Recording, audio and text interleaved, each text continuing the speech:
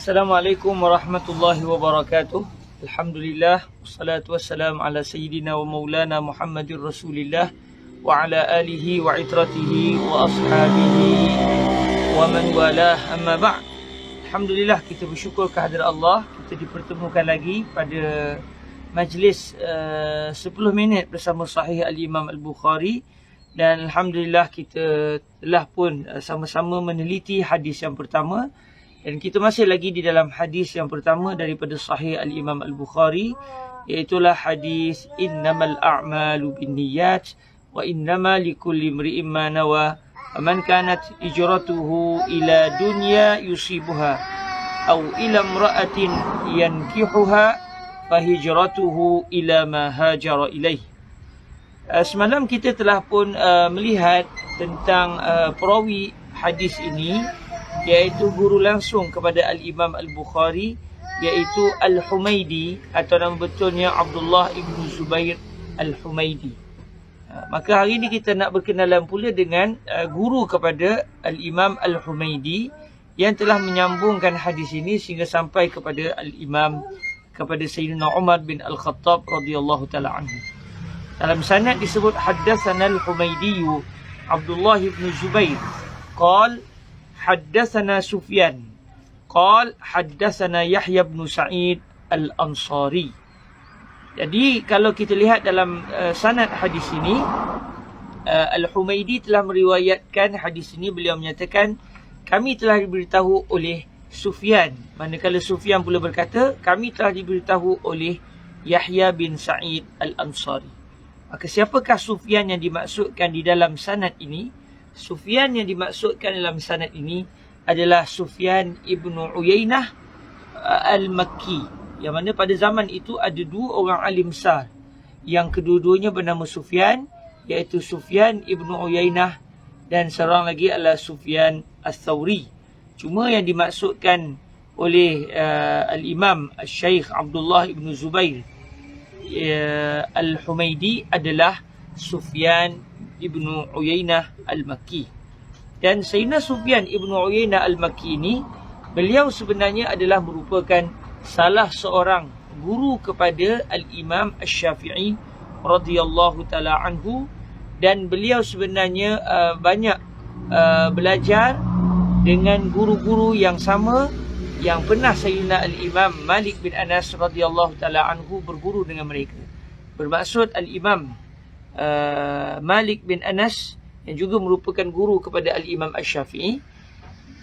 Begitu juga Al-Imam Sufyan Ibnu Uyainah, Sayyidina Sufyan Ibnu Uyainah dan juga Al-Imam Malik, mereka adalah sezaman dan mereka banyak mempelajari ilmu daripada guru yang sama. Dan ini adalah satu perkara yang menarik kerana walaupun kedua-duanya berada di lokasi yang berbeza, tetapi disebabkan ketika itu terkenal pada zaman itu siapakah orang-orang alim pada zaman tersebut, maka para ulama kita tidak segan siluh untuk berhijrah, untuk meninggalkan kampung halaman demi menuntut ilmu dalam waktu yang mereka mampu bersama dengan para ulama ketika itu.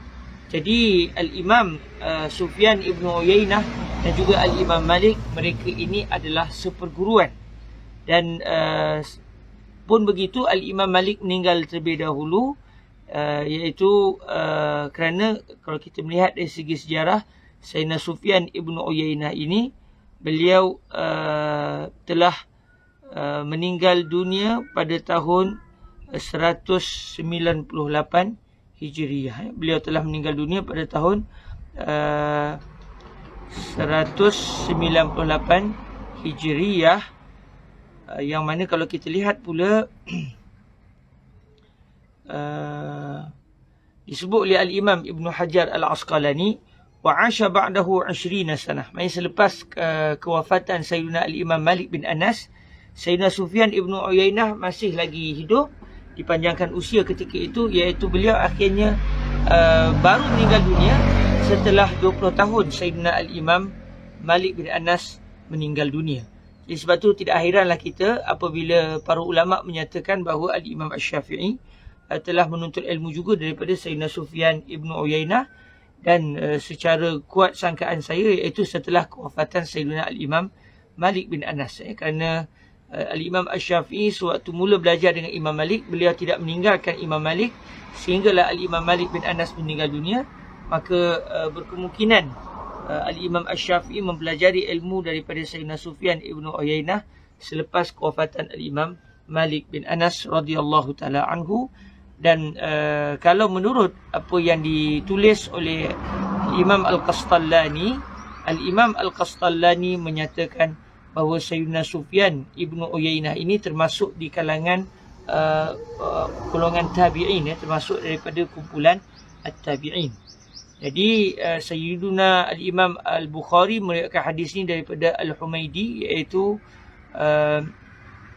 Sayyiduna Abdullah ibn Zubair Al-Humaidi, manakala Al-Imam Sayyidina Abdullah ibn Zubair Al-Humaidi meriwayatkan hadis ini daripada Sayyidina Sufyan ibn Uyainah.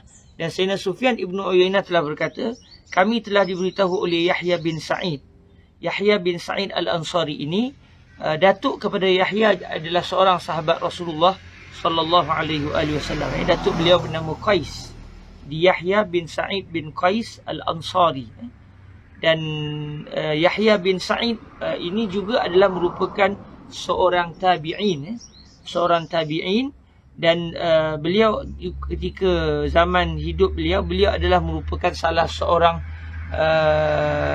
hakim di kota Al-Madinah Al-Munawwarah. Beliau pernah dilantik sebagai qadi, sebagai hakim. Dan beliau meninggal dunia pada tahun 143 Hijriah. Sengaja saya bacakan sorang-sorang nama ini supaya kita sekurang-kurangnya pernah mendengar tentang kisah hidup mereka, walaupun mungkin tidaklah kita mengetahui tentang mereka ini dengan banyak. Tapi sekurang-kurangnya nama-nama besar ini, kerana mereka ini mempunyai hafalan yang begitu kuat sehingga hadis mereka telah diriwayatkan oleh Al-Imam Al-Bukhari dalam kitab sahih beliau. Jadi ini adalah insan-insan genius yang menarik yang pernah disaksikan oleh sejarah manusia. Mereka memiliki kemampuan hafalan yang begitu kuat sehingga Allah telah mentakdirkan mereka menjadi sebab untuk hadis Rasulullah sallallahu alaihi wasallam sampai kepada kita. Seterusnya Sayyidina Yahya bin Sa'id Al-Ansari, guru kepada Sayyidina Sufyan ibnu Uyainah, telah berkata, akhbarani Muhammad bin Ibrahim At-Taimi.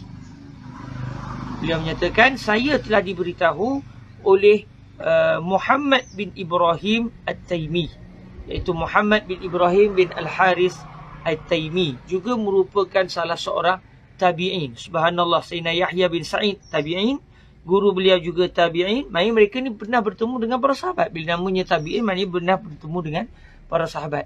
Tetapi hadis ini menarik kerana diriwayatkan daripada seorang tabi'in, daripada gurunya yang juga tabi'in, daripada gurunya yang juga tabi'in. Bahkan kalau menurut apa yang disebut oleh Al-Imam Al-Qastallani, hatta Sufyan ibnu Uyainah juga adalah seorang tabi'in. Jadi Sayyidina Sufyan yang merupakan seorang tabi'in telah meriwayatkan hadis ini daripada gurunya Yahya bin Sa'id yang juga seorang tabi'in.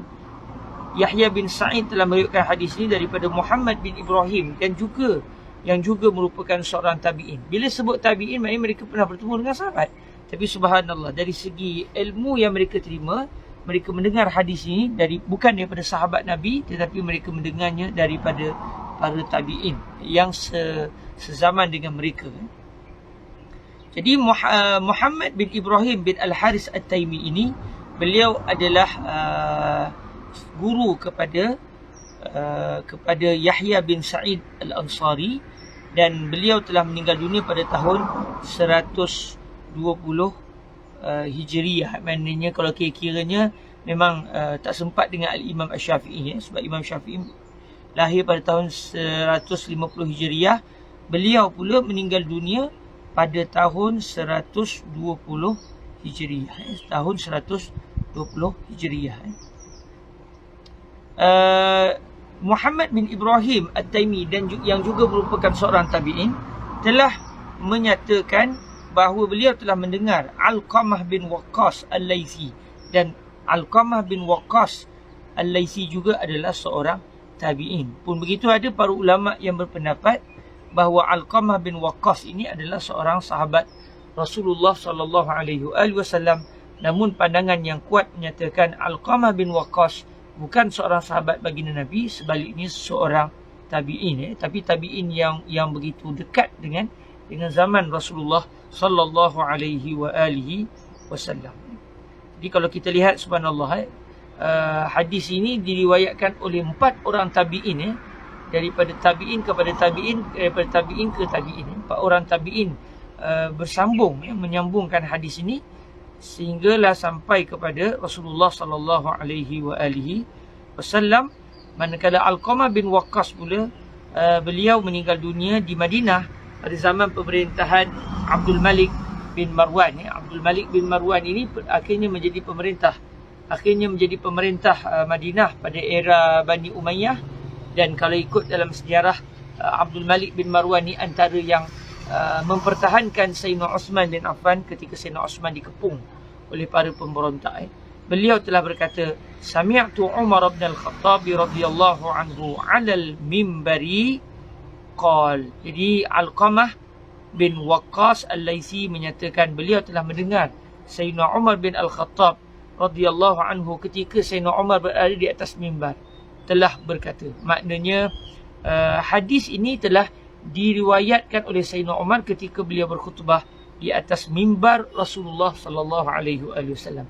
Maknanya apabila kita sampai ke Al-Madinah, bila kita tengok mimbar baginda Rasul sallallahu alaihi wasallam, selain daripada kita teringat kepada baginda Nabi dan kisah baginda Nabi, sebenarnya mimbar itu juga mengingatkan kita akan kepentingan niat. Kerana Sayyidina Umar bin Al-Khattab suatu berkhutbah telah membacakan hadis ini sewaktu beliau berada di atas mimbar Rasulullah sallallahu alaihi wasallam.